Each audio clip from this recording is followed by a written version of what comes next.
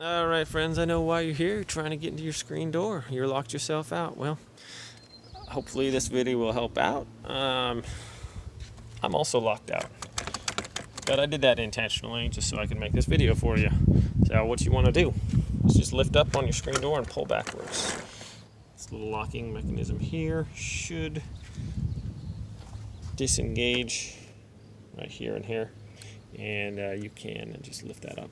A lot of screen doors have a lot of play in them like that, and it's enough to get over that latch. So thanks for watching this video. I hope this helps. If it doesn't, I have another one where I actually used a piece of can that I had to get into it when I didn't have, this option wasn't available. So what I did is I slid a can up from the bottom